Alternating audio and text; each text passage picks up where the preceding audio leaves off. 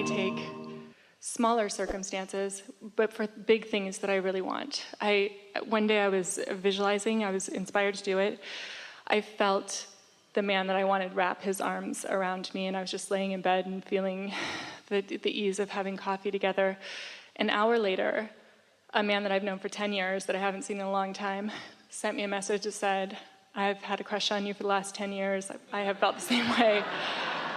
And it was with shocking speed that I enjoyed this giddy, good feeling, that I started to focus on the 10% of it that was a little out of place. And I'm like, what are you doing? Why would you do that? Humaning, yes. And I'm noticing in every area of my life, like I live such a good life, and I've been following you for over a decade. And actually, we've been following you. You think you're following us. You're the one stirring all the trouble up. You're the one putting all the stuff in the vortex. You're the one pointing at what you want us to give our attention to. Yes.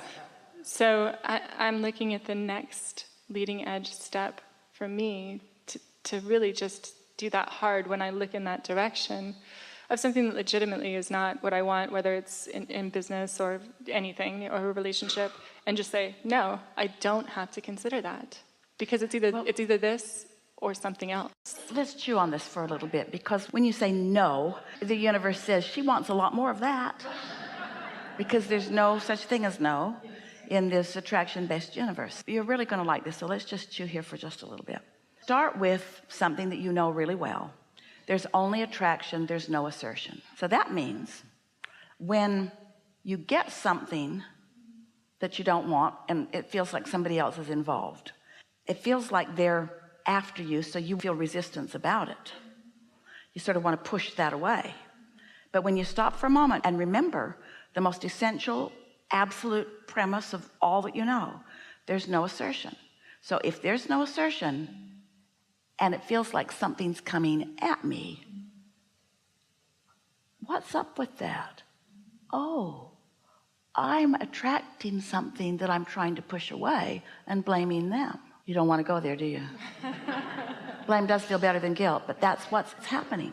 As Esther's been chewing on this recently and chatting with a few friends about it that are just enjoying the hands-on feeling of creation, she remembered an analogy that we offered years ago about, imagine your garden hose is out there in the dirt of the garden, and it's been raining, and some dirt, soil, is washed up into the hose.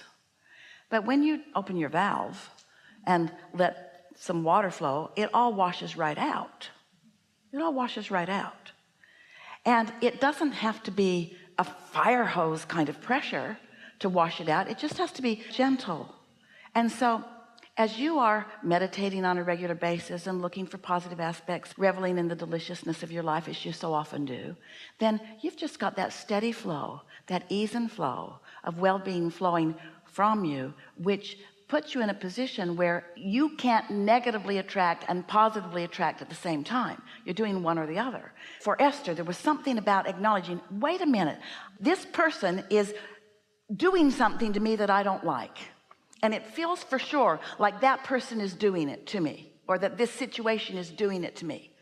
Until I remember there's no assertion. So if there's no assertion and only attraction, then my problem is that I've got this push and pull thing going. I'm calling something to me with my vibration that I'm not willing to own up to, and trying to push it away with my words, which I've always believed in, because that's what humans do. Wow. So I'm attracting stuff I don't want, blaming everybody else for it when it's me doing it, and then trying to use my words to make it better. How's that working out for you? It never works, but understanding that that's what you're doing.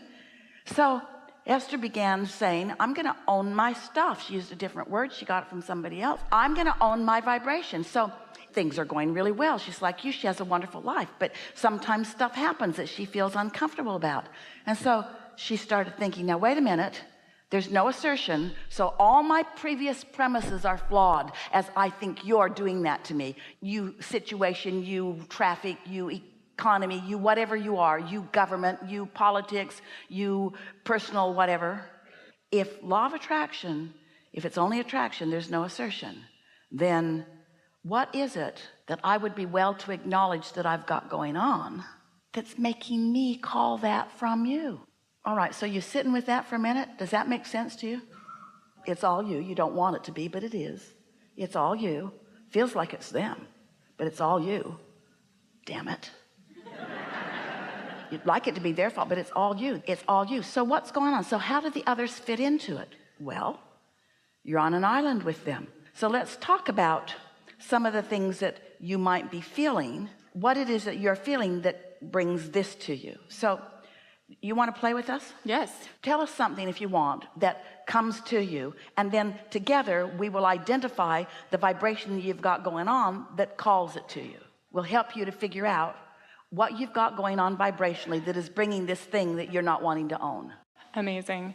So he's like, this whole long, you're sexy and beautiful and everything I've ever wanted, etc. And then we're texting, and then like just nothing for 2 days or something. And I'm like, what? Really? And then I make that mean all kinds of things. This one's going to be easy for you. Okay, good. Conversation opens. That moment when you were lying in bed in complete non-resistance, and for the first time in a while, completely lined up with what you put in your vortex.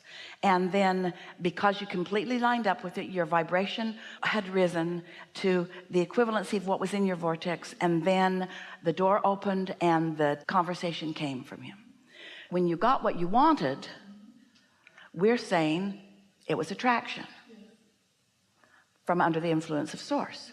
When you got what you didn't want, we're saying it's attraction.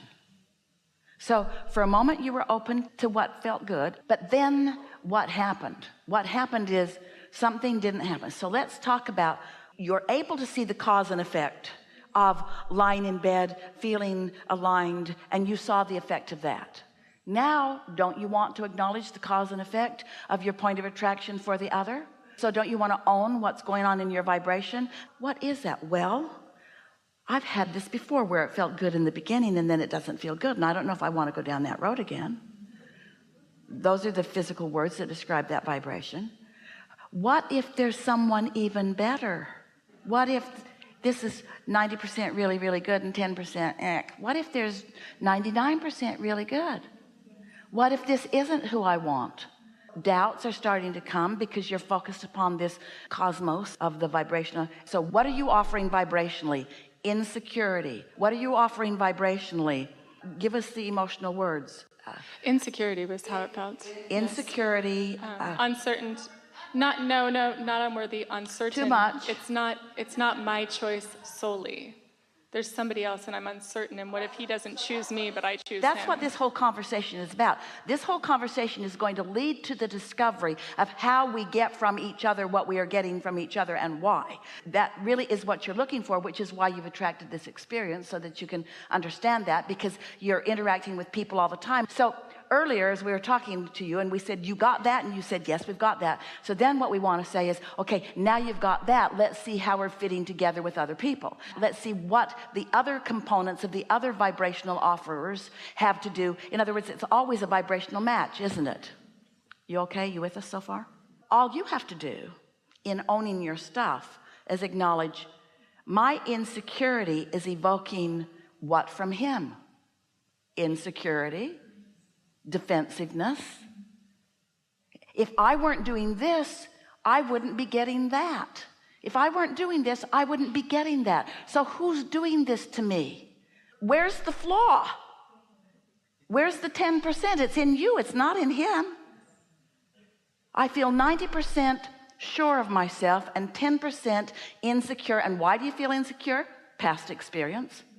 Your inner being never looks back, so your inner being is not worried about you messing this one up. Yeah. We're saying that playfully.